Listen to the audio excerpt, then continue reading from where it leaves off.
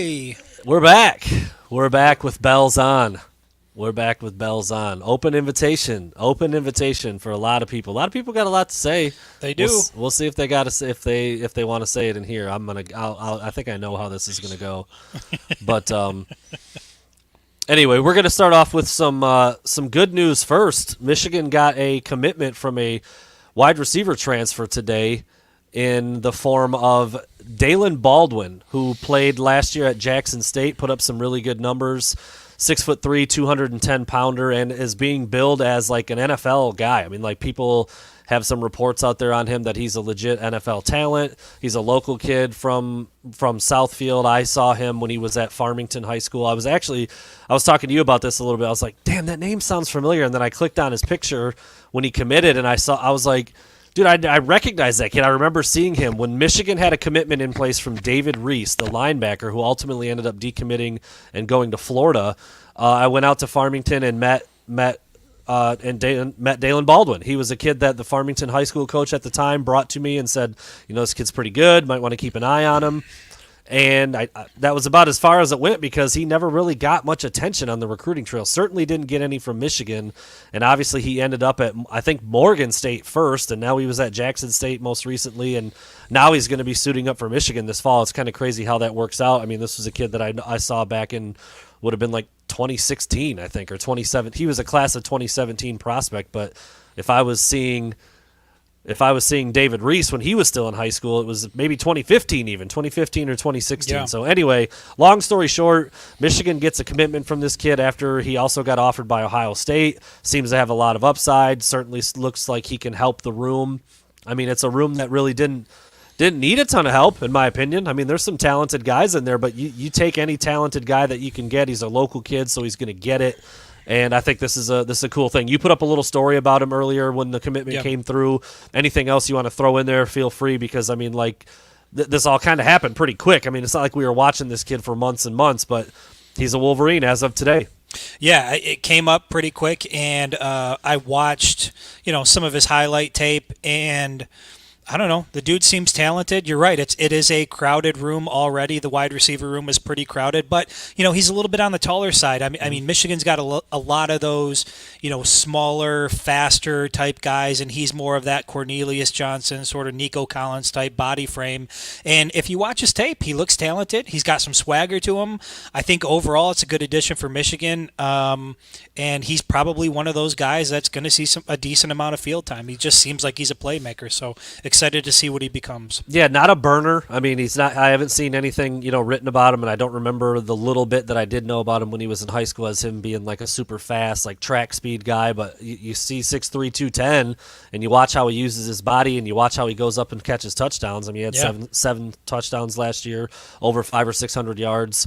You welcome guys like this. You welcome any guy who looks like he's got some talent, who looks like he's playing down a level, enters the transfer portal, shows interest. If you show interest back and you can get him, you take him. I mean, we saw Michigan, score with Jordan Whitley. We saw them miss out with Jay Toya. It's gone back and forth a little bit so far through the transfer portal over the last couple of guys, but now they landed this one. And the dude got an offer from Ohio State shortly after his workout, so it's not like this guy is some scrub. From all I've heard, he's an ascending player. He was a bit under the radar during the quite a bit under the radar during the recruitment process, and it seems like based on what he did at Jacksonville State, a lot of people are starting to take note. And like I said, he's probably going to be a pretty good contributor for Michigan in 2021. I would think so. That's what you're always curious about with guys who transfer, and how much exactly are they going to do.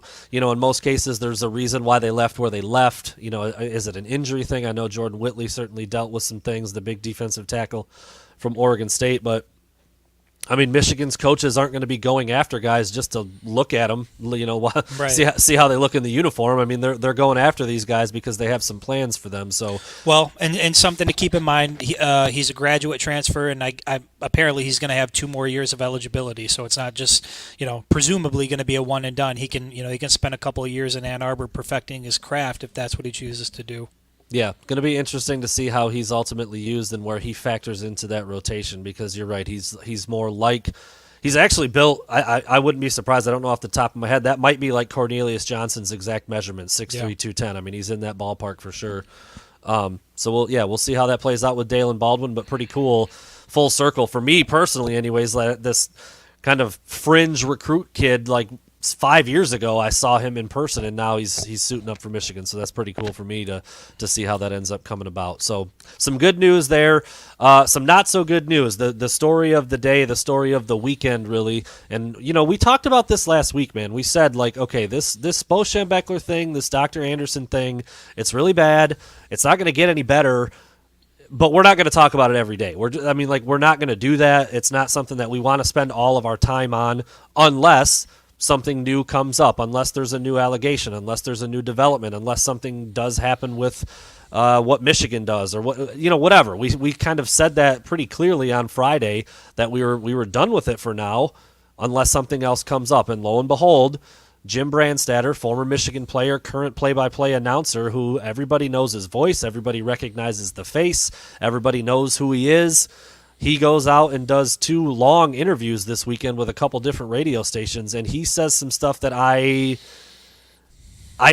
just can't believe. I mean, like, this is an employee of Michigan football, of the University of Michigan, however you want to label it, and he's out there saying, I don't know, man. I don't know where people are at on this thing. I mean, you and I have been monitoring this all day long on Facebook, on Twitter, on different social media platforms, different articles that different people are putting out, and it's just like, what the hell are people thinking about in some of these cases? Like, some of the stuff Brandstatter said, I'm just like, bro, like, do you have any clue as to like the tone that you are putting out there, or like how it makes you look, that you're essentially calling victims liars? And you're taking veiled shots at people, like, through the words that you choose to use. And I don't know, dude. I mean, you and I both have been communicating about it all day long, and we're both just kind of like getting to the point where it's like, what are people thinking? And why is there such a passionate defense for somebody who they, like, Brandstatter knew Bo pretty well, but like, dude, like, when people do bad shit, they don't sit around the dinner table and talk about it with you. Right. It's just like the people who think that Bo is just incapable of this because they like Michigan football or had a couple dinners with him, like, just don't really get human beings at this point. It's just been very, very, very bizarre to watch this whole thing play out. Yeah, we've, like you said, we've talked about this, and I really, at this point, I'm really curious, and I said this to you earlier. Where is the leadership from the University of Michigan? Like, not the cut and paste, we're going to issue, a 1-paragraph statement that's very generic or tone deaf, or, so you take what Jim Harbaugh said when he was up at the Ferris State camp, right? That didn't go over well. And then Mark Schlissel, president, issues a statement on Thursday night after the victims go up during their press conference and basically say what happened to them. That was a tone-deaf statement. And then you have Brandstatter out there basically attacking the victims, bringing up, drug use, kicked off the team, the woke culture that he referenced that, is to blame for all of this. Where are the people associated with the University of Michigan who have their shit together that can come out and just say something to the effect of, like, look, obviously Bo is revered within the Michigan community. There's some questions that need to be answered, but our hearts, our thoughts, our minds are with the victims and trying to make this right, and that's what we're going to do. Like, for me, as a guy on a podcast, to sit here and say what seems so easy, it blows my mind that nobody from the University of Michigan, leaders and best, can come out with a statement that makes it seem like they have an idea of what the hell is going on and the gravity of the situation. And I got to be honest, and I know I mentioned this to you before, but, Jim Harbaugh's comment, though stupid, I didn't think he is not... He's not a factor in this, other than the fact that if I am a parent of a recruit, I'm looking at a head coach who seems like he's a little bit tone deaf to what's going on. I'm seeing a statement issued from the president of the university that looks like he's a little bit tone deaf to what's going on. I'm hearing the voice of Michigan football go on radio interviews and speak and sound like they are tone deaf as to what's going on. So I'm really wondering, where is the leadership at the University of Michigan? Who's going to come out and actually say something that is not just a defense of Bo Schembechler, but a statement that you fully understand the gravity of what's happening and what the University of Michigan allowed to happen. Yeah, it's been weird to see. Throw up a comment real quick from somebody watching. 100% right. When people react, one of the most there's like a handful. There's like I don't know if it's like a handbook or like a playbook that people are using, but there's like 3 or 4 things that people who are defending Bo will say. One of them is, why are they just now talking about it? Why is it taking so long to talk about it? This is why. Because you have somebody who literally is part of the Michigan football program, gets a paycheck from the university, publicly coming out and shaming the victims and saying that there's no way Bo could have let this happen. There's no way that his wife would have let this happen. Taking veiled shots at the son, calling Shemi Schenbeckler Bo's naturally born son. His only naturally born son. And then talking about Dan Kwiatkowski for getting in trouble with drugs, which, okay, that's fine. Dan Kwiatkowski was still on the football team for at least 3 or 4 seasons and then came back later on for reunions and well, why? Let me ask you this. It's just such a weird stance that people seem to have. I don't understand it. Why is somebody going to go after Kwiatkowski for his drug abuse and being kicked off the team and not take into account that maybe there was a driving force behind why those things happened? For an example, getting sexually assaulted by the team doctor and approaching your coach and having nobody seem to care about what happened to you. Or you want to talk about Matt Schenbeckler, and he's had an axe to grind with Bo. Well, apparently this happened when he was 10 years old. So it seems to me that if I went to my dad, even if he was a stepfather, and said, hey, Dad, this happened to me, and the response was, I don't want to hear it, and I got a punch in the chest, I would think that would create a pretty big problem between me and my father going forward. So when people want to attack these people that are coming out and say, well, they had this happen or they had that happen, guess what? Those things happen as a result of being a victim of sexual assault. So sure, nobody's discounting that those things happened, but you can't use that as an excuse for why you can't believe them or we shouldn't be listening to their story. And I got to be honest, when Jim Harbaugh said, this is the Bo Schenbeckler I know, or when Brandstatter said, well, the Bo Schenbeckler I know, I'm not disagreeing with them. I truly believe that is the man they know. But to not also be able to acknowledge that there's a side of people that you don't know, that's where they're falling short. Yeah. I don't know for sure that Bo Schenbeckler knew. I don't know for sure that he didn't know. But what I do know is that he was the head coach during that time. I know that he was the athletic director during that time. And at best, the best defense you have of Bo Schenbeckler is that he spent over 2 decades as arguably the most powerful man at the University of Michigan and allowed hundreds of his student athletes to be molested on his watch. That is the best case defense that you have for Bo Schenbeckler. So it only gets worse from there. I'm just not so sure that we should be erecting statues and naming buildings after people who allowed something like that to happen on their watch, at best. Yeah. Yeah, it's just, and I mean, obviously, it's not going to go away anytime soon. I mean, we've heard about, somebody that has heard some things from Jim Harbaugh is that he's not going to talk about this anymore. That's not going to look great. I mean, because we've got the Big Ten Media Days coming up in July, and that's not just Michigan people. That is That's national people. That's every other team in the Big Ten. Their media markets. I mean, I guess if somebody wants to ask Harbaugh about this and he says no comment, that is what it is. I mean, he can do that. That would have been better than what he said before, honestly. But I'm with you. I mean, it's not that hard to have a sit down with mouthpieces for the university and tell them what's okay and what's not okay to say at this point. And so far, 2 of the more prominent people that everybody who likes Michigan football recognize instantly, Jim Harbaugh and Jim Brandstatter, have put their whole feet in their mouth. Brandstatter talked for an hour. I mean, Harbaugh said one little thing at a camp, kind of in pass. I'm not giving him a pass, but he probably knew he was going to talk to some people, but I mean, it wasn't like a guarantee. It wasn't like he went there with a setup to speak to reporters. everywhere he goes in the public, if the reporters can get to him, they'll get to him. I mean, like, that's not a new thing for him. Right. But the way Brandstatter went about it, where he's calling out the donors and he's kind of making threats, and he's doing, it's like, bro, what are you doing? It was like rallying the troops for some reason. Like for what? I don't know, man. I don't know. And so I mentioned that there's like, there's 3 or 4 kind of lines, or 3 or 4 go-to lines for the Bo defenders. One of them being, why is it just now coming out? Another one being, this is just a money grab. People just want some money. The weird thing about that is that it doesn't have anything to do with Bo for these people to get money.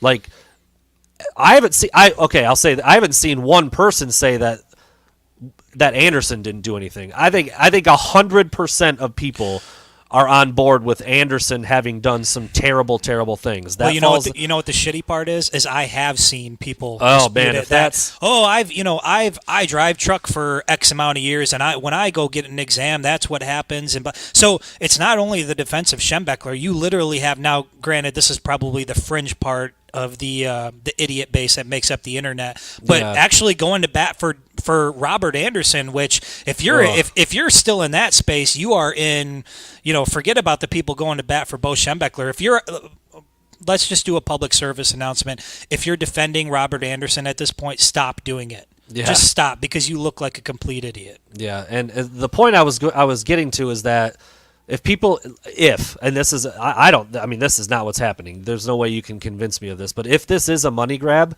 nobody needs to mention Bo. Like, they don't even need to say his name. This is on the doctor, and this is on the University of Michigan, and there's going to be a lawsuit, and it's going to be a fat one. They don't need to say a word about Bo. Like if people just want to get paid, bro, they're going to get paid. They don't have to say anything about Bo or Michigan football or drag anybody's name through the mud. Like, it's going to happen, because it's been. I mean, dude, when you get to 800-900 people, there's no like maybe about it. Right. It happened. It's going to be resolved in some way, shape, or form, probably by the lawsuits and compensation and whatever. I mean, you look at what happened with Nassar. You looked at what happened with Penn State and Sandusky. That's what's going to happen, rightfully so. But those people don't need to say anything about Bo.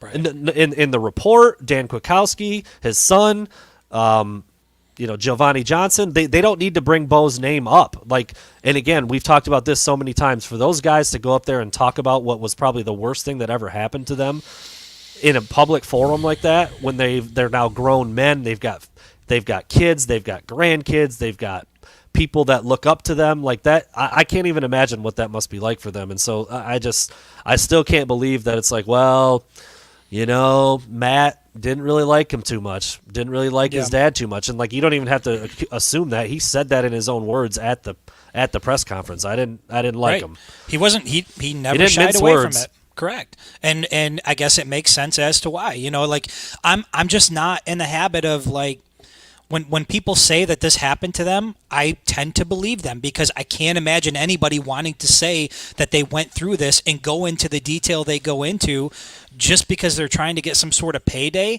Like, look at what has already occurred in terms of the public space and the way people are talking about these individuals. You talk about Bo's name being dragged. These guys are alive and being dragged as drug addicts, losers, people who just want money. And then those same people that are doing that sit back and say, well, why would you wait so long? That's why. Because no matter when they come out, when it's somebody like Bo Schembechler involved, you're going to have a whole army of people that rush to discredit these people, and that's why victims don't want to come out, because they just don't want to be a part of it. They don't want to be attacked. And I got to be honest, this whole situation proves that Michigan fans in general learn nothing from Penn State, learn nothing from Michigan State. We sat back judgmental and confident saying, how could these people in Happy Valley not see this? How can people be so ignorant to what's to the reality that the rest of us can see? Same thing happened with Michigan State. Everybody could see it for what it was. But now all of a sudden that it's come to our doorstep and it has to do with the University of Michigan and Bo Schembechler's name is a part of it. Now it's, well, it couldn't happen here. It couldn't be Bo. Bo would never do that. The people saying Bo would never do that have no pardon my language. They have no clue what Bo would or wouldn't have allowed. They know what their experience with Bo Schembechler is, and that's it. We've talked about this before. The human element is dynamic. You never know everything about a person and what a person is capable of and what they would allow to occur on their watch. You just don't. So, like, you and I can't come out and say definitively 100% Bo knew. Right? We're listening. We're listening to what people have to say, and based on the information in front of us, it sure as hell sounds like he knew. But to come at it from the other side and to just put your foot down and say there's no way he would have known because if he did, he would have done X, Y, and Z. You don't know that, and you can't say that. And we've seen enough of these stories to where people, just like Bo Schembechler, revered as much as Bo Schembechler, loved as much as Bo Schembechler, successful as Bo Schembechler, have been wrapped up into this and fully capable of not doing what they were supposed to do. So just stop all that. Yeah, I just don't. I just find myself asking, like, why and how so often, like, why and how so many people are so quick to defend him to their core when they don't know him from anybody. Like they don't know literally one thing about the man. Like, never met him in person, never had a word with him, never spent any time with him. Saw him walk up and down a sideline for a few hours once in person when you went to a game in 1982, and you think, like, you know the guy. It's just bizarre. I know that's not Brandstatter, I understand, but, you know, to say that he's the only one talking like this is just, I mean, we've seen it over the last week or so or more, how many people seem to be in that camp. It's not the majority. It's definitely not the majority. That's the thing that, you know, I think also needs to be made very clear. Most people, Michigan fans, other fan bases, national people, whoever you talk to, are looking at this thing with like a pretty straight view. Like, you get to the numbers that it got, you know, that it got to 800 or 900. You get to the stories that you hear about how it was common knowledge and it was talked about in the locker room and everybody knew, and the coaches would say this, and he had 5 or 10 different nicknames that all revolved around his behavior, the doctor. And, you know, like, but Bo didn't know. Like, I just don't. It just seems like such common sense at this point. But isn't that, like, if you really are in that camp that Bo didn't know, how is that a defense for a guy that was as powerful as he was, as plugged in as he was? That he didn't know is the defense? Like, that's what we want to fall back on? Like, I'm sorry, but if I'm a parent and I entrust my kids to a university because this coaching staff says they're going to take care of my son and they're going to have the best medical care and the best education, and my son goes to that university and goes through something like this, as a parent, I am pissed off at everybody, including Bo Schembechler, who sold me on what the University of Michigan was. So I don't understand the fact that not knowing is an excuse. Not knowing knowing that is part of his job. Yeah. Looking out for those kids and protecting those kids is part of his job. He didn't do a very important part of his job. So when it comes to, like, talking about statues and what we're naming buildings, nobody's going to convict, you know, Bo is not Robert Anderson, right? He's not the monster here. Correct. Robert Anderson is the monster, right? Let's get that straight. Bo Schembechler is I don't think he's a monster. I'm not going to go that far. But Bo Schembechler is somebody who at best failed in his duty to protect the student athletes that were trusted in his care. And so from the University of Michigan standpoint, now you got to decide, do we want to have a statue of that individual on our campus? Do we want to have buildings named after that individual on our campus? I don't see how you can. Even if there's no definitive evidence one way or another, that statue is forever tarnished. You cannot take away the stain off of that statue. It's got to come down. The building's got to be renamed. He's either he either knew and allowed it to continue, which is crazy, which is deplorable, right? Or he didn't know, and failed at a massive part of his job, and allowed a rapist to do what he wanted to do underneath his nose for 20 plus years. Like, both of those scenarios are dog shit. Right. I mean, which of those scenarios says, yeah, we should keep a statue up of that guy? Neither. I mean, if you want to say, like, well, he didn't know. What was he supposed to do? He didn't know. Then he sucked at his job, like, badly. Correct. Real bad. Like, he claims to, like, his reputation is that he knows everything. We heard it from Chuck. We've heard it from. I mean, there's been stories written about him on that topic. Like, so and so got an F in a class, and before he even made it to the football building, Bo knew about it. Or a guy gets a speeding ticket, or gets in a fight at the bar, or misses a class, or shows up 3 minutes late to practice, or whatever. Bo knew about it all. And from Chuck's firsthand account, Chuck Christian, who we had on a couple days ago, from his firsthand account, Bo. I don't know if it was Bo himself, but it sure sounded like it would brag about, I know everything. You can't get nothing by me. And everybody else would also say that, and also say that he knew everything, and he was the most powerful guy in Ann Arbor. I mean, like, literally, dude, if Bo Schembechler wanted to go downtown and shut down a couple of streets for a day for something, he could have done it. Like, he had the key to the city, man. And to think that he didn't, like you said, if he didn't know, what the hell was he doing? What was all that stuff about? What was all that? Right. And what was all that stuff about being in control of everything and having his thumb on his program? Right. And out of everything that he did know, this is the one thing he didn't, which is being, described as the worst kept secret around campus, something that was openly talked about, joked about, and who multiple people have said they've approached him directly. Look, if you don't want to believe these people, that's fine if you don't want to believe them, but you can't demonize them.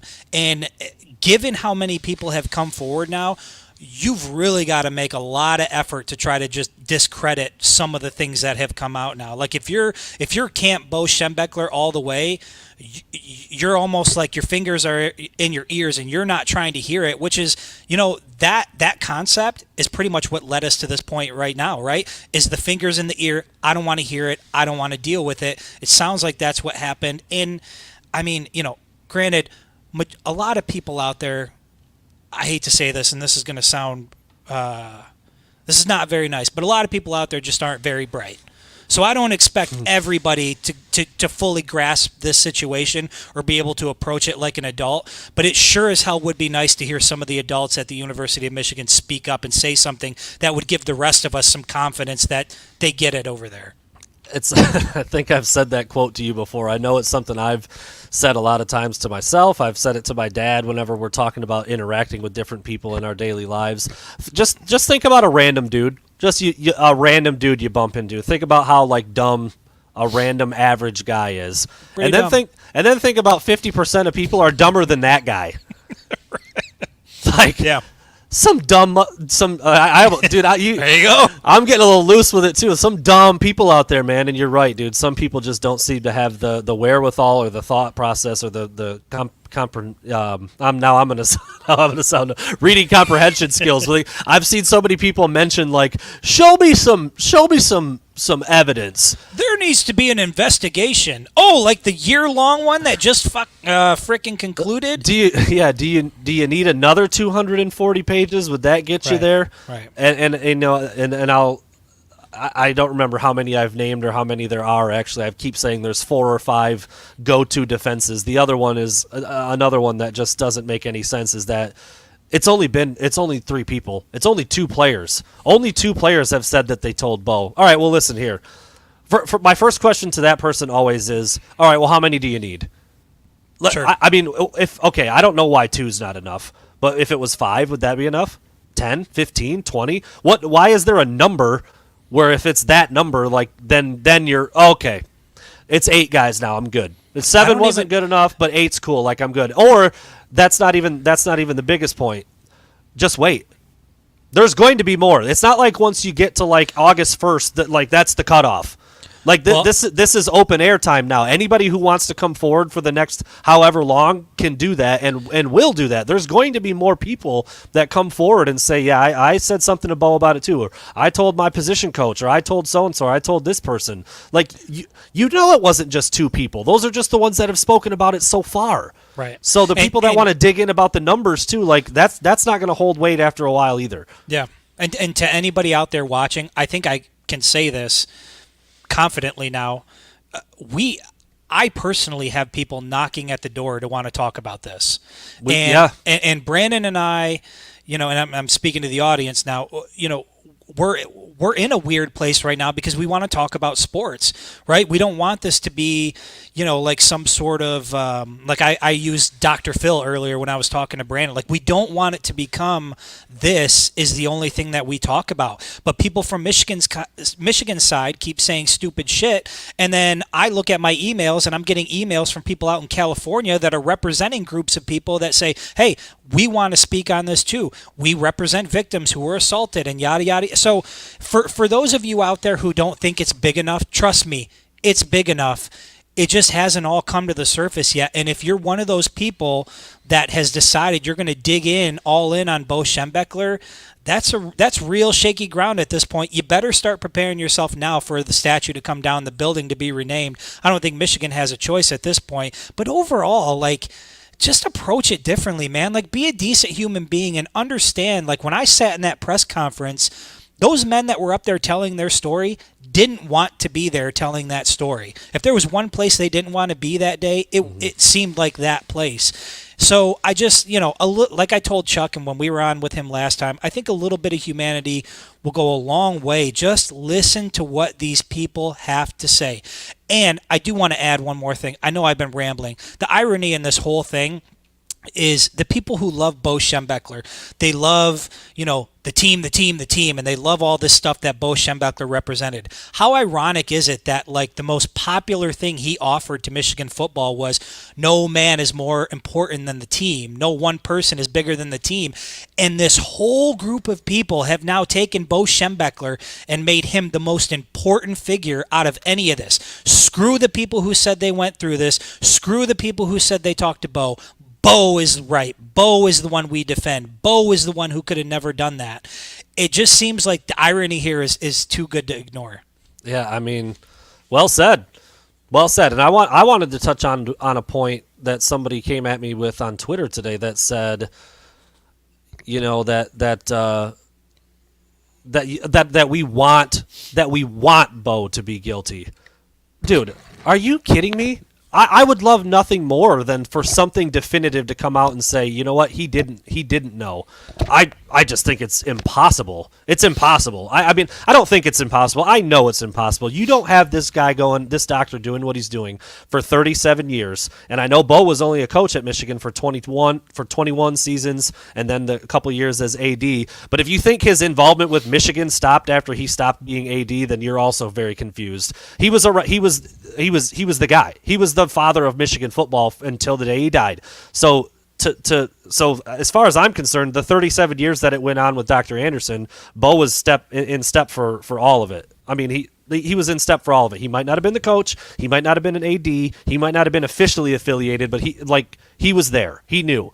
And so if there was some way that you could prove that he didn't know, I would be all for it. But we're not going to get it. There's no way you're going to get it. And I also think that what you said earlier, you're not going to get 100% concrete evidence proof that Bo knew in terms of there's not going to be a video of a person telling Bo and then him telling them to leave it alone. Right. There's not going to be a photo of him thumbs up and next to the doctor as they're talking about what's been going on. There's not going to be an audio recording of a player telling Bo something and then Bo telling him to toughen up and get lost.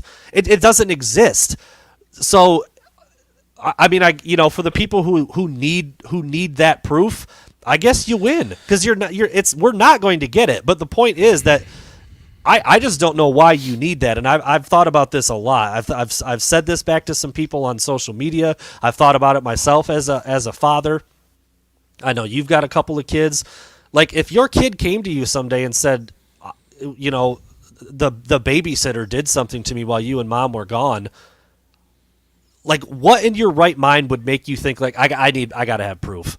Gotta have evidence. I gotta have some hard evidence, bud. Sorry, if it's not on the camera that we have set up in the house, I'm just not going to believe you. I just can't get there. And I know that's a stretch of an example. That's your child. But it's the same thing. You have all these people saying what they're saying, but because there isn't hard, concrete, tactile, real evidence, people aren't believing it. And you've got people like Jim Brandstatter, raking these dudes over the coals for it. It's Right. just beyond me how anybody can think about it this way at this point. I think if one thing has come out of this outside of whatever Michigan inevitably does. One thing that's come out of this in this discussion and some of the things that you've seen come out, and basically since that report came out, nobody should ever ask why sexual assault victims wait or even don't come forward at all. Look at the discussion that has taken place now. It's toxic. People get divided. People automatically assume these people are lying. You dig into their backgrounds. You talk about evidence like sexual assault victims are going to be, while they're getting assaulted, also writing it down on a piece of paper, taking a photograph of the assault and making sure it's documented. You're talking about 17 and 18-year-old kids who, for the most part, are minorities, who are living out of state, away from their support system for the first time. And oh, by the way, this is happening at the University of Michigan. So for all of these slaps out there to say, well, I'm going to need some information, like, you know what? It doesn't matter what you want. Nobody cares what you want, because the reality is people who get it. People who understand.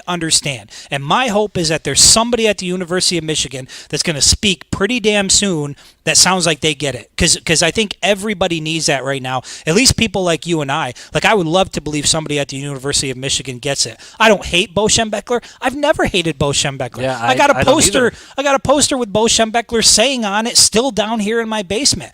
I wasn't obsessed with the guy, but I appreciated the history he had with this program. But I hear information and I make a decision based on the information that I hear, and there's not a single part of me that wants to tear these victims down and try to poke holes in their stories. Bo Schembechler is not going to jail. Bo Schembechler, he's long gone. We're talking about how the University of Michigan moves forward. If they take some sayings off the wall, if they remove a statue, if they rename a building, Bo Schembechler's accomplishments on the field still exist. All of that still happened. And if you want to, bathe in all of those accomplishments and hang it up on your walls and get excited about it, you're more than welcome to do that. This is about how the University of Michigan looks at Bo Schembechler moving forward. That's all this is. Yeah. And of course, how are they going to support these people that went through it? I'll give credit here. At least he's got his real name on this comment. So only those who agree with us get it. How woke of us. The woke comment. Listen. I mean, I'll let you respond first. I mean, everything you just said is the response to this kind of comment. Correct. It's not about agreeing or disagreeing. It's about looking at what these people are saying and being a freaking human being about it. Like that's all. That's really all it is. That's really all it is. Like you want to, like you said, poke holes in the stories of the victims, dig up their old past discretion, their past shortcomings, and defend a guy because you like Michigan football. It's freaking weird, dude. It's freaking weird. Right. It feels, and if you're a Michigan fan, you know what it looked like. You look like Penn State.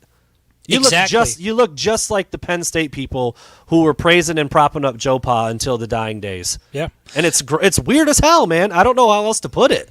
It's not about agreeing with me or disagreeing with me. It's about having some compassion with some people that are clearly dealing with something badly and acknowledging the fact that you don't know dick about Bo Schembechler. Right. Like, And that's really what it is. Like, to say that there's no way he could have done this is just like, That's the issue here. how can you say that about any person? That's why we are where we are.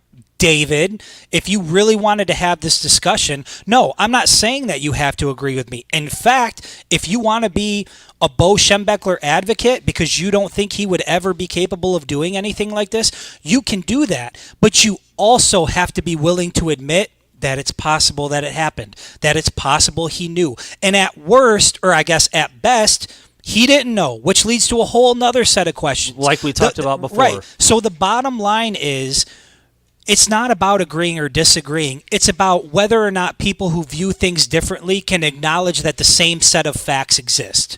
right? We can see it differently, but I acknowledge, as somebody who believes very strongly what I believe, that it is possible Bo Schembechler didn't know. That it's possible that the people who said they told him aren't telling the truth. It's possible because I wasn't there.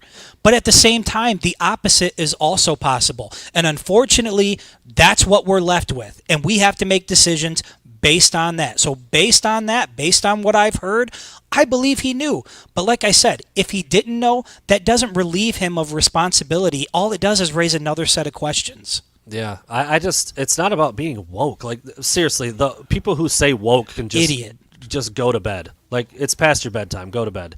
It's not about being woke, man. Woke is like when you try to make an issue where there isn't one. You try to inject things that don't need to be injected to make your point and make you feel better about yourself. This is sexual assault, bro. This isn't about being woke. This isn't about someone using a word that you can't say anymore or trying to cancel somebody you don't like because they talk about things that offend you. That's what the hell? Like, if you're gonna first of all, if you're gonna use the word woke, figure out what it means because you're not even using it correctly, you dumbass. So stop saying that, dude. Like, you're rubbing people the wrong way that aren't trying to be rubbed the wrong way.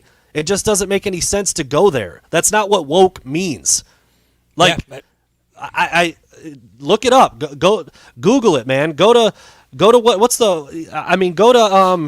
Urban Dictionary and try to get up on some things that you're trying to throw around and be cool because you don't know what you're talking about. That's not what it means.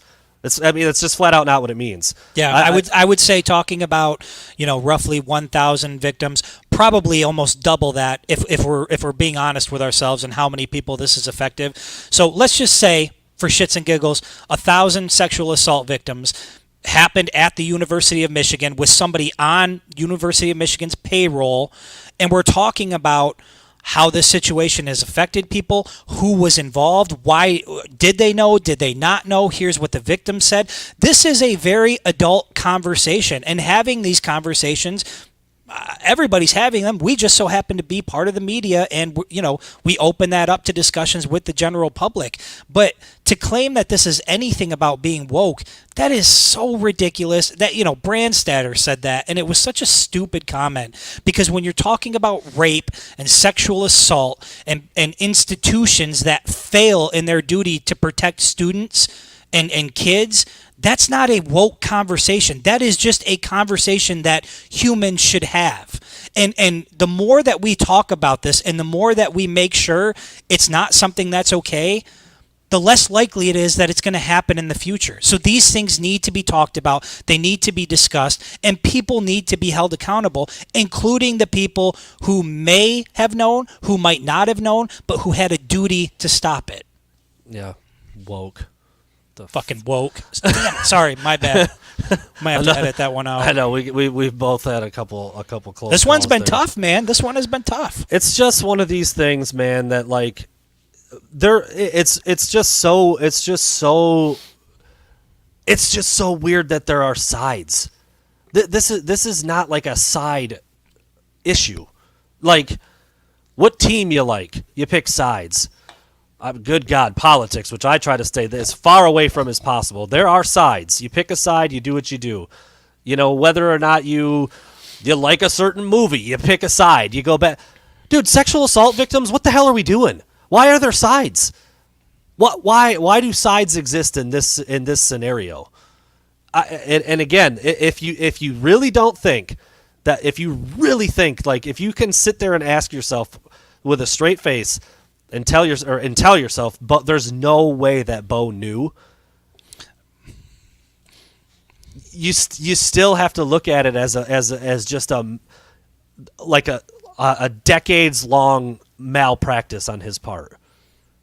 Yeah, because otherwise, hundreds of people knew that it was going on and saw things that were happening and heard the jokes and knew about the reputation, and somehow Bo just didn't.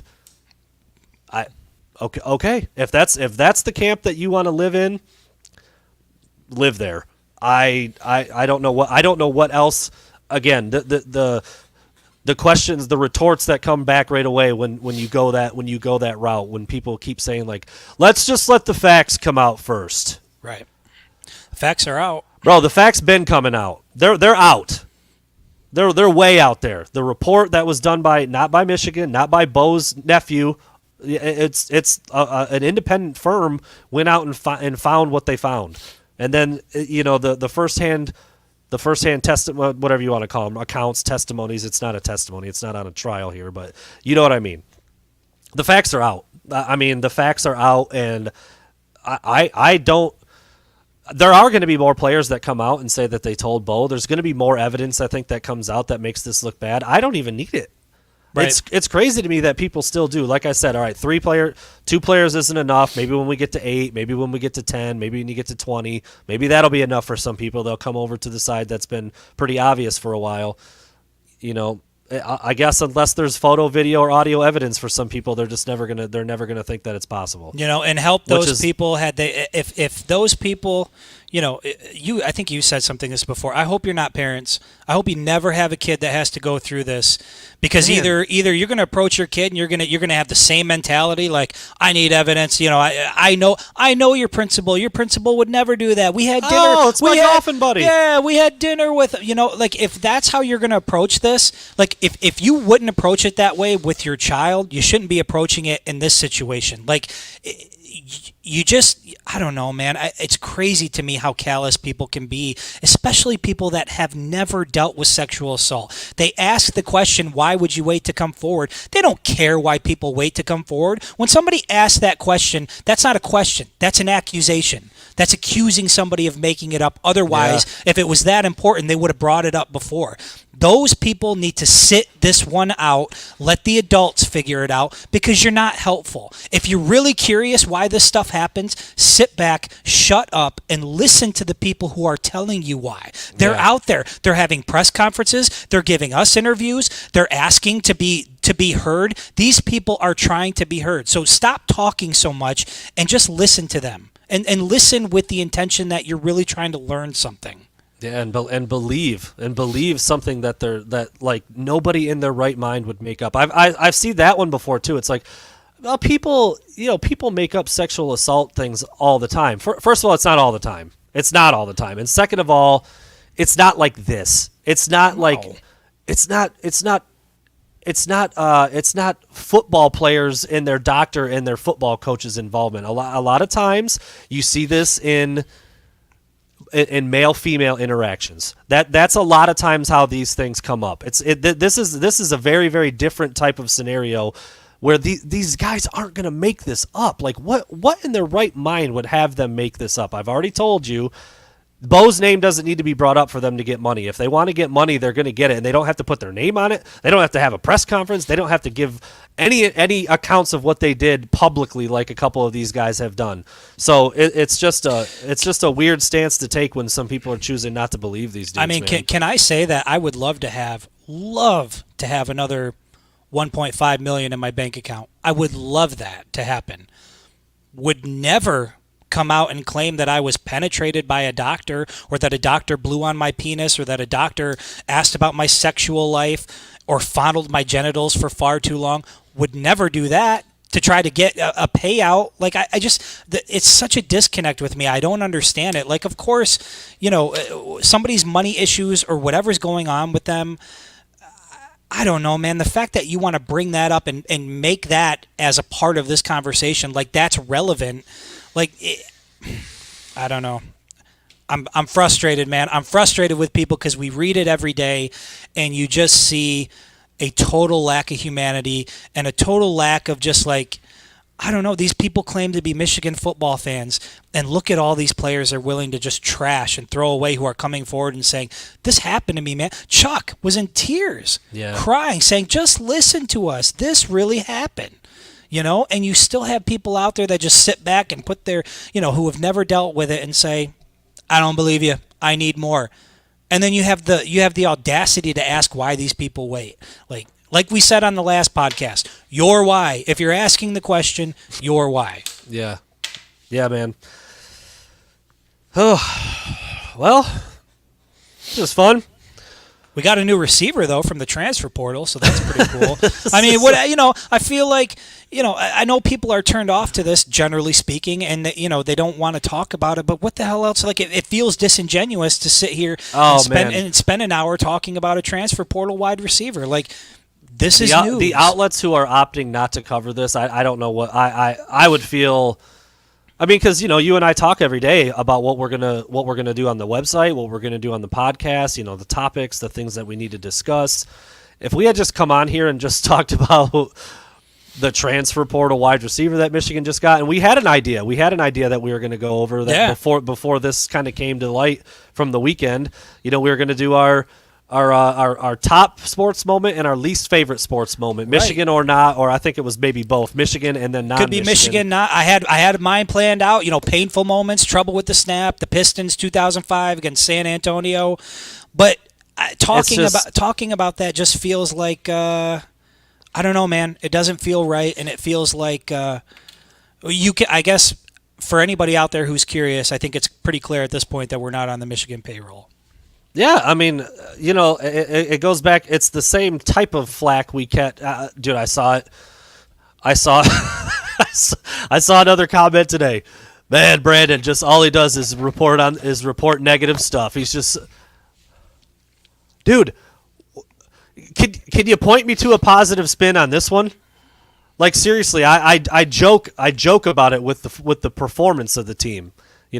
I joke about it with that. Like, the guys are like, all you want to do is talk about that 2-4 season. Yeah, I'll get right on that 5-0 record against Rutgers in a little bit. I'll whip that bad boy right up. Like, I can joke about that. What the hell? What? How can you even say that I'm being negative? Right. Because this is happening.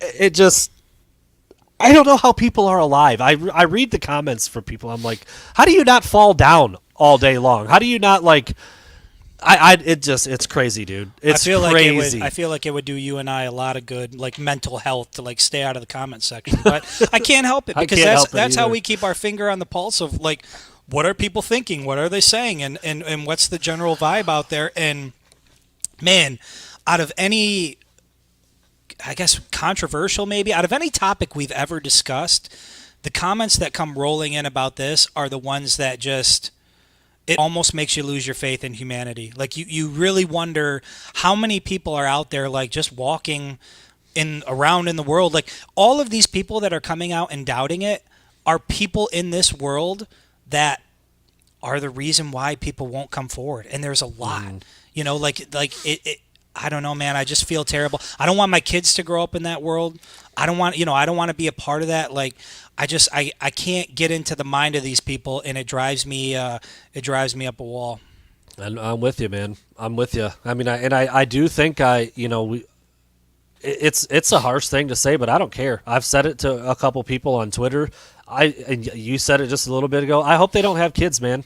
I feel sorry for their kids. Yeah. I mean, I really do, because like I said, if God forbid anything happens to anybody ever again. I mean, it's going to, but God, you wish that none of this stuff would ever happen to anyone ever again, ever. But it's going to, and in some of these cases, it's like, what are these people going to do? Like, you hear and see the things that they're saying because they like Michigan football. It's, man, dude, it's a weird place out there, man. It's a weird place out there. The hills that people are willing to die on. And I said that to you earlier.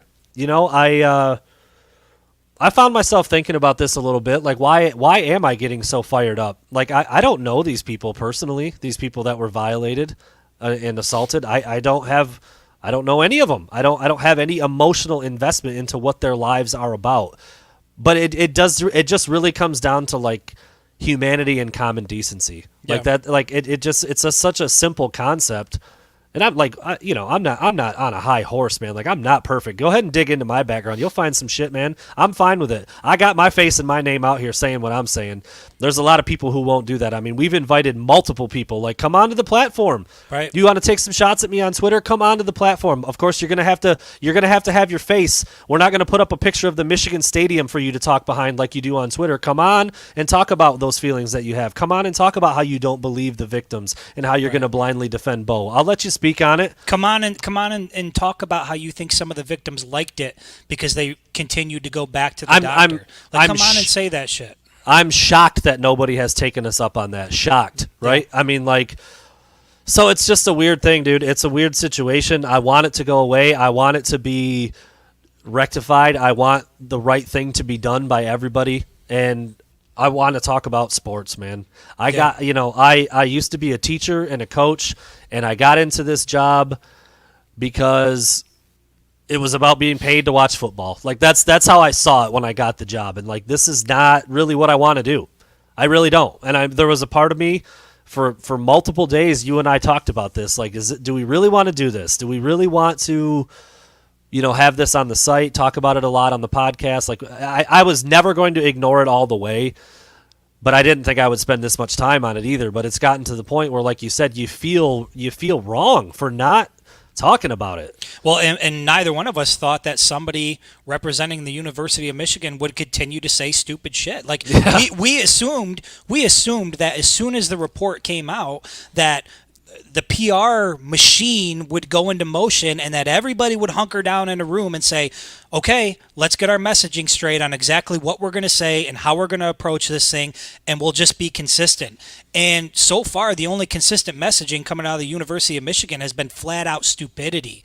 Like not even putting some thought into what you're saying, given how big of an issue this is.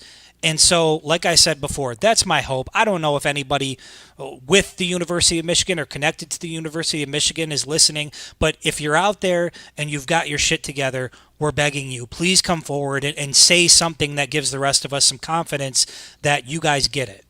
I'd say this, based on how things have gone so far, I don't think they are listening. Yeah, probably not. I mean, they're...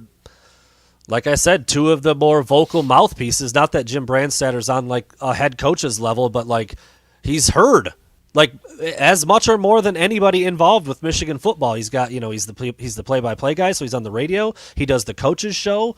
He's going on, I mean, it's not like just anybody can call up radio stations and get an interview. Like there's a reason why they're letting him talk. He's vocal, he's heard, and he's firing him off, man. He's firing them off. Look good in that bow hat too, doing it. I mean, like, he wants to have like, it's like he wants to come off as like objective. Like, let's really think about this. You're wearing a bow hat, dude. Like, dude. And the dude said, something to the effect of, my experience with Bo should be just as valid as, the victims and what they're saying. Like, I'm sorry, but again, he is more than welcome to go on a show and defend the man that he thinks he knew or the man that he did know. He's more than welcome to do that. I know what you're going to say, but to not even say even for a second. Correct. There is, and I've said this to multiple people, you can be on different sides of this thing, and we talked about how sides are ridiculous, but fine, you can be on different sides of this thing, but there is a certain way to talk about it and discuss it that shows you're an adult, that you get there's some things you might not know and you might not be aware of, and that you're trying to like honor everybody involved because you understand it's a really shitty situation. And the people who continuously talk from the side of Michigan, they don't seem to get that. And that is concerning, given the gravity of what happened and the scope of what happened and how long it happened for. You're talking about 3 decades and potentially thousands of people who went through this. They just seem tone deaf, and I can't believe it's gotten to that point. You know what it is though? It's just some people. It's just, some people are just wired that way, dude. You're never gonna TFGs. You're never gonna convince them otherwise. You're never gonna make them see the way things, see things the way other people might see them. Because I'll be 100% honest. I have an amazing relationship with my dad. Love the dude. He coached me. He was like a second dad to a lot of my buddies. The nicest guy in the world, would do anything for you, would do anything for. If I called him right now and said, "Dad, I need you here. We got to do something in an hour." He wouldn't even ask questions. He'd be here. But if somebody came to me and said, "You know what, man? 25 years ago, we found out that your dad freaking killed a guy," I would be shocked. But I wouldn't immediately just be like, "No." Right. It's just like the way some people think about things and process things. I would every thread of my being would say what you just said. Like, that's not the dad that I know. That's not the guy that I knew and have known my whole life. But I would. There's no way I could bring myself to say that like, no, that just didn't happen. Especially if there were like 3 witnesses and like 25 other people who said, yeah, it probably did go down this way. Like, it's just so weird to me that people can die on that hill. But it's just a way of thinking. It's a brain thing, and you're not gonna convince them otherwise. And what exactly are they dying over? A statue, a building name, and some sayings on the wall. Like, that's really the only thing that's going to change in terms of the way Bo Schembechler's memory is at the University of Michigan. Like, Yeah, that's it. Like, you're talking about material things, right? That aren't going to affect that statue. Is not going to. If you are a hardcore Bo supporter, that statue there or not there is not going to change your way of life at all. It's not going to. I mean, if it affects you, then there's some other issues going on. Well, but it won't affect you. The Schembechler Hall, if it's a different name, it won't affect you. You know what I mean? Like, I don't get why this is what you're choosing to go to bat for. I just don't get it. we talked about that the other day. That the statue's only been there since 2013, and it's not even by the stadium. Like, the average person coming to Michigan for a game day experience has never seen it. Right. They've never seen it. I mean, unless you go to the football museum, the Schembechler Hall parking lot where the football building and facilities are, you've never even seen it. And like, that's a stupid little detail, but it is true. Like what you just said, take it down, remove the name. Yeah. That's it. Make a symbolic gesture that you give a damn and that you know what's going on, and then work on the bigger picture moving forward. Whether it's the compensation, whether it's the counseling, whether it's the things in place so that something like this never happens again. Whatever. Those are the bigger issues. But you can get the ball rolling very quickly, very easily with a step in the right direction by some surface level aesthetic things. Right. That would go a long way with at least saying, like, we get it. This was bad. This is where we're starting. And by the way, for the hardcore Bo supporters, it doesn't matter at this point. It doesn't matter what comes out, what's said, what's reported.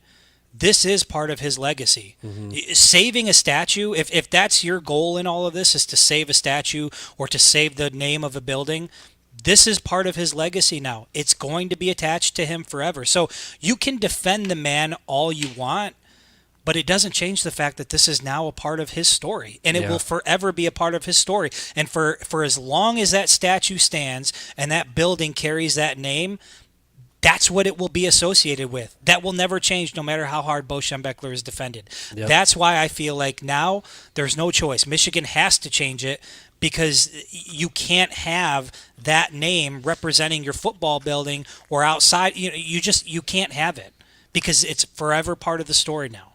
Yeah, and for the people who are saying and are so stuck on it and say, I'll never believe it. I'll never believe it unless there's 100% proof.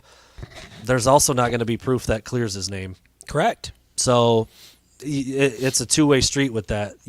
So like you just said, this isn't going away. No. Whether I don't, dude, I can't comprehend how they keep the statue up. And I don't even give a damn about the statue. Like, I really don't care. I didn't care when they put it up. I don't care if it's how tall it is. I don't care if it looks like him. I don't care what pose they got it. I don't care.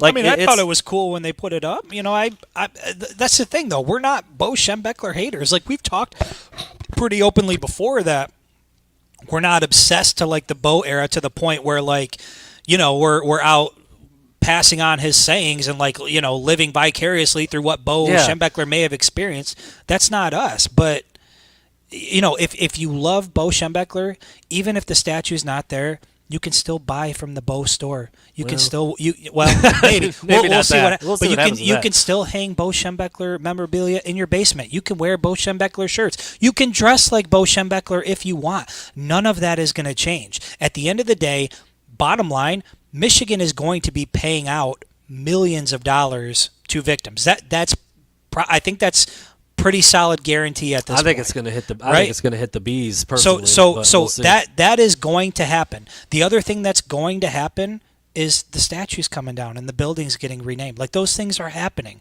But If all it- the other stuff you love about Bo Schembechler, guess what? It's all there. You can still enjoy all of it. Not a lot is going to change for you. And I saw somebody else say this to me on, I think it was on Twitter, could have been on Facebook, I don't remember where. I've been referred to by my age bracket multiple times, which Are you a boomer? is also Are we boomer? Am I boomer? It's hilarious to me, like that matters. It's so tiring. But anyway, those people it's all the same person, by the way. That's another funny thing to me. It's like I get a certain kind of response back at me. I go take one glance at their Twitter page. They're all the same. Yeah. You're all the same. You dummies who come at me with this stuff all the time, you're one guy. Go build a compound somewhere and leave the rest of us normal people the hell alone. Yeah. Anyways, I saw somebody say, you're just a millennial that wants to erase history. And I'm like, that's not going to happen. So there goes that argument. Like, Right. the people who love Bo, like you just said, they could still love Bo. They're not going to vacate his wins over this. It's like all that stuff is still there. Right. All that stuff is still there for the people who want to love him and who want to worship what he did and think he's the best thing to ever happen. It can still be that for you. It's not going to be that for me, and it's Right. not going to be that way for a lot of people. But if you want to do that still, do it. Do it. I mean, like, it's just I also kind of find myself asking sometimes, like, over the past, maybe it's a much more common thing than I think, but over the past 10 years, 15 years, 20 years even, let's back it up a little bit. Bo passed away in what, 2006, right? I believe so, yeah. Like on the eve of the Michigan Ohio State game. So 15 years. Okay, so let's say over the last 10 years, how often are people talking about Bo? Like, what's this even going to change in, like, your daily life? Even when it's like the highest height of Michigan football season, like, how often are you talking about Bo? Brandon, don't you see, though? It's the wave of the woke culture trying Oh, to man, erase dude. all of the history. Like, that's what all this is. Like, it's just, nothing is safe anymore because the woke culture is going to destroy it all. And that's where these people are coming from. They have lost the inability. I think everything gets watered down into two sides now. Like, it just seems like not to get too big, but that's where we are as a country. Everything is just watered down to two sides now. And unfortunately, sexual assault has now become a part. There is nothing. I can't believe that. There is nothing that can happen in this country that doesn't get watered down to two sides. And I feel like that's just where we're at. And, hopefully we get to a place where it's not like that. But sure as hell right now, you can tell that there is a group of people who, it doesn't matter what happens, sexual assault, it doesn't matter what happens, because anytime somebody comes forward, it's the woke culture. It's somebody trying to cancel somebody. And I just don't see that going away anytime soon, man. It's so prevalent with so many people that you wouldn't think would feel that way. It's disturbing. And, from me, for a personal standpoint, I'll continue to be an advocate for the people who went through it. I'll listen to their stories, what they have to say. I think those people need as many people like us on their side as they can get, and I'm happy to be a part of that. Yeah, it's spreading goodness and positivity and trying to be there for somebody. So anybody who is hating on that can pound sand. Yeah. I mean, I don't know how you can knock that approach, that thought, that stance. I don't know. I don't know how you can think that way. I don't know how you can be alive, have people in your life that you care about, and think that way. Maybe it's just a lot of damaged people, man. Maybe we need to start up an advocacy group for some of these people who are saying this dumb shit, because that's, I mean, like, that's the only explanation I can come to. Yeah. Because, if you've got people in your life that you care about and that care about you, I don't know how you can harbor those kinds of feelings towards somebody, whether you know them or not. It's a lack of empathy, man. They There just, you- you don't have it. There it is. I just want to go through and throw up a couple of comments. We're not going to, I mean, we pretty much talked. So I apologize to people who think that they're getting ignored. You're not, but it was like we were just going and going and going, and we kind of were coming up and coming to these things that were being discussed. So that's why I didn't put them up Can I as give we were a going. quick shout out to Cody Engel, I think is how you say his name. We can hang out with that dude. Yeah, he's been he's been active on the platform for a while now. He's always very involved when we do these things, and so appreciate you. Yep, absolutely. I think this is true too. This season is going to be hard to deal with for these players and these. I don't know about the players. I don't really know if many people. Like I wouldn't ask a player about this. I really wouldn't. They're so much younger. Like, I mean, maybe there would be some relevance to maybe bringing it up once. Like, has what's been going on been a distraction? Not like the details of it. Like that can miss these guys. But like, this is going to be a distraction. On what level? That's up to Michigan. I think that's up to Michigan. That's up to Jim Harbaugh. But it is going to be a distraction. So and look, whether Harbaugh knew about it or didn't know about it or what, like. I'm not ready to go there with it because a lot of if you're a player at this time, it didn't happen to every single person. I think everybody can get on board with that, but it happened to enough people that most people involved with football knew about it. But at that time, at that age, what were they supposed to do? They couldn't do anything about it. It's not really fair to ask them. There's a lot of layers. There are a lot of layers. I know what Harbaugh said last week or a couple weeks ago now at this point sounded really callous and like he didn't really seem to care as much, and maybe he thinks the same way Brandstatter does. I don't know. Can't put words in his mouth, can't put thoughts in his head. But it's not going to go away. He's going to have to say some more stuff about this. I don't know how that's possible if he thinks he's done talking about it. Yeah, speaking of Cody, I agree, man. Brandstatter went out of his way to talk about this stuff. It wasn't like I said with Harbaugh where he was kind of cornered by some reporters at a camp and said something for a minute or less. It wasn't good, but this was deliberate, man. Brandstatter's approach was deliberate, and the things he said, the shots he took. Dude, talk about somebody that should be on the chopping block. I don't know how he wouldn't be. I don't know how that wouldn't be a big discussion at this point. I really don't know how that doesn't at least come up. The people who are making those decisions right now are probably thinking like, "Good God, Jim, what do you do?" Well, I mean, if they're not, then they should go too. Correct. Because you know what, it was going to be a pretty quiet Monday afternoon until Brandstatter decided to go on the radio over the weekend. Yeah, the lone wolf from the YouTube page. The right thing to do would be to remove the statue and any other reference of Bo on campus. As hard as it is to say Bo failed those players. Look, that's where a lot of people probably should be that are older than us and that revered Bo. And listen, that's fine. That statement right there can also come from a Bo supporter, right? Yeah. Like Yes. if he didn't know, he still failed those players. And that's where, when we go back to the comment, well, if people don't agree with you, then, or whatever that comment was, like that is approaching things reasonably. No matter what side of this you're on, whether he knew or he didn't, he failed the players that he was supposed to protect. That's just it. That's the harsh reality. Cody, man, I am with you, dude. Where the hell is Ward Manuel? What's he doing? He also played for Bo. I just don't know how he seems to skate off often. I need to get whoever wrote up his contract on the horn. Throw up a couple props that people are giving us. Look, man, it is public. It's very public. We're not really making it public. We're just choosing to talk about it. It's already out there. I'm not dismissing what you're saying, James, but it's really crazy to me that as saturated as the Michigan market is with everything coverage-wise, that this isn't like every single place you look, and it's not. It's just not. But I will say that if we had a preference, we wouldn't be covering. You know what I mean? Like, I'd rather not be. Right. It's not something that we want to do. It's certainly not helping us from a following standpoint, right? Like, it's alienating a lot of people, but it needs to be discussed every single day. I consider myself a good person, man. I've done bad shit.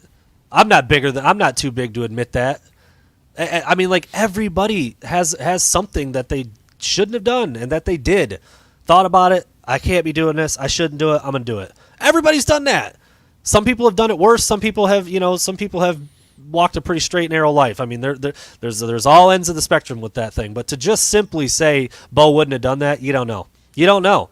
I mean, humans are flawed. That's what we are. Like there is no perfect person out there. I mean, dude, but some of these people have decided Bo Schembechler is that. People get married. It's weird. And then someone in the relationship steps out and screws everything up. That person, they know each other better than anybody on the planet. You think they get married to somebody if you thought that like, you don't know what a person can or can't do when the lights are off or when nobody's looking. You just don't. You don't. It's crazy to say that you do, especially for these nut job fans who have only seen Bo on a damn highlight reel at Michigan Stadium. Well, because some of these people that are chiming in and talking are younger than we are. Right. Like, that means, dude, Bo quit coaching when I was 5. Right. So if you're younger than me, like, I just don't know. I don't know.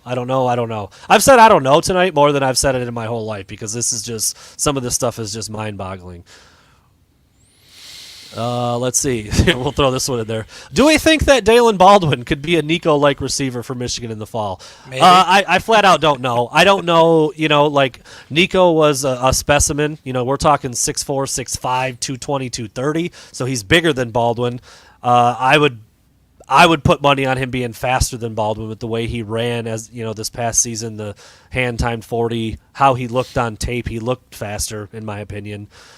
I mean, I would say no. I think it's fair and more accurate to probably say no because I think Nico was really freaking good, and I think Baldwin could end up coming in and being pretty good, but I think that would be asking a lot, and I just don't think he's going to get there. But you never know. We'll see, man. And honestly, it's going to depend on how he gets used because we certainly know that Nico Collins wasn't used very well. So I was going to say that he can have all the talent in the world, but Michigan has got to utilize these guys. Nico Collins, we talked about it before. I forget who said it, but with the Texans, he was like, "This dude looks like he's been playing in the league already." Yeah, like, some of the stuff he's doing. One of the receivers already there for the Texans. Yeah, they didn't use him at Michigan. And so Baldwin could be. Hell, he could be the next Braylon Edwards if they figure out how to use these guys the right way. We'll see. Do you think that Baldwin could be a Nico-like receiver? I hope not. Catch like a ball a game? Yeah, probably.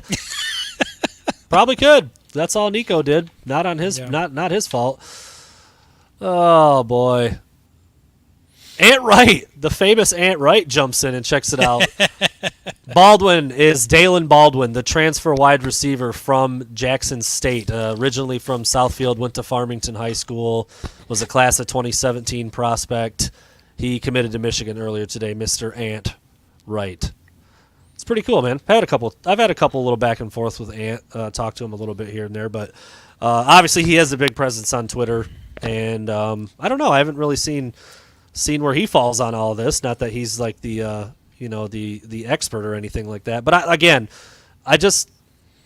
it's making me sad that it's dividing people so much because it's just not.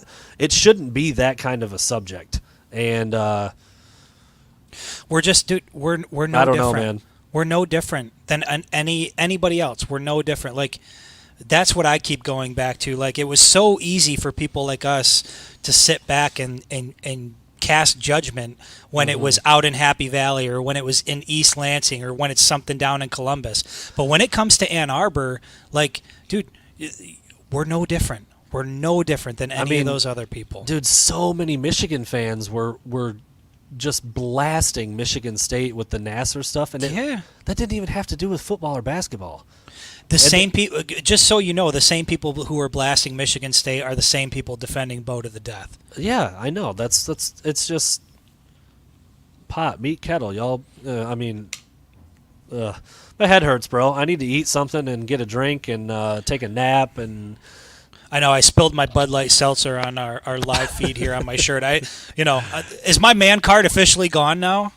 Yeah, it might be, dude. When you spill your seltzer on your shirt, I think your man card is temporarily suspended. I should have brought something down here to drink. I did not. But anyway, man, dude. Well, here's the deal. Everybody who's listening and who has listened and who will be listening, we're not going to talk about this again unless something like so. Our next scheduled podcast and live stream is Wednesday at 8:00. Be back here.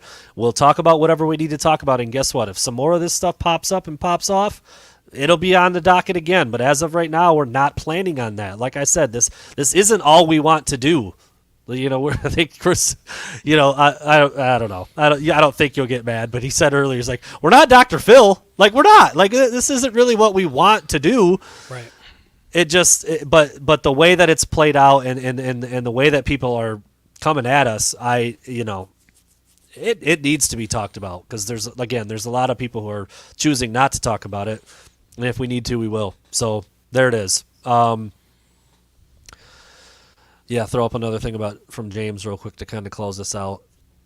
Sick in the pit of his stomach about this. Thanks for the comments. Yeah, I mean, not really doing it to get thanked, but it feels like the most common sense right thing to do.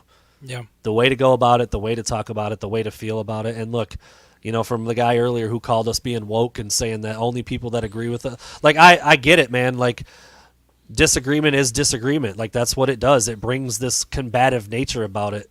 But this isn't people debating who the best quarterback was at Michigan. This isn't people debating, who you'd give the ball to on 4th and 1 if you had a choice out of all the Michigan running backs. Like this is bigger than that, man. This is humanity. This is some real stuff that affected over 1,000 people, if we're being honest with ourselves, and still is to this day for a lot of those people. I mean, here's where I settle on it.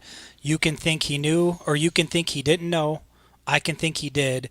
We should both be able to agree on the fact that it was a failure to protect kids, no matter where you stand on that. Yep. And that has to be the place that we all meet in the middle and acknowledge that it was a failure to protect the people that were at the University of Michigan. And once you get there, it's a lot easier to start to figure out what decisions need to be made. Let me ask you the question real quick, and I keep saying we're about to leave, and then I think of something else, and I want to bring it up. Let me ask you this. So we're asking people who think Bo had no knowledge of this, right? We're asking people to say at least admit to the fact that it's possible he knew. Like at least come to the conclusion that there's a chance he knew this was going on. If I was to flip it around and have one of those people come at us and say, can you at least admit to the possibility that he didn't know? Yes. You can get to that point. You can get to the point where you think he might not have had any idea about this. I can get to that point. I can believe it's true because I don't know for sure. But like I said earlier in the podcast, if he didn't know, then that raises a whole other set of questions for me. Why didn't you know? How could you not know? You were there for nearly 3 decades while this was all going on, and you're telling me you didn't know? One of the most plugged-in men.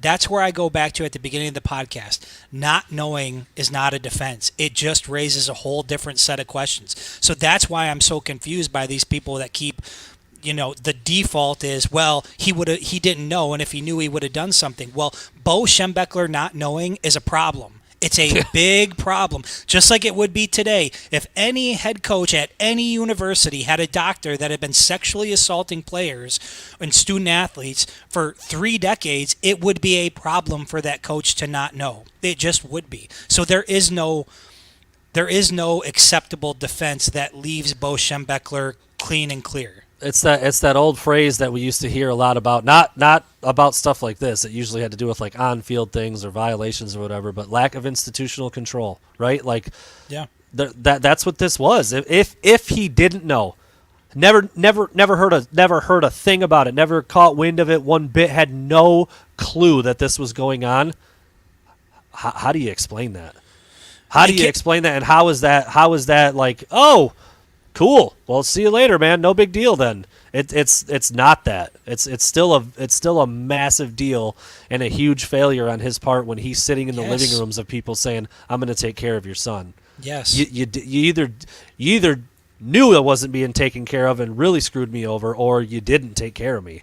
Yeah. So either way, it's not. It's bad all the way around. And that's where it's at, man. Like that's where if we all should be able to at least come to the common ground that not enough was done, and that Bo was a part of a massive institutional failure. He was a part of that. Those are facts.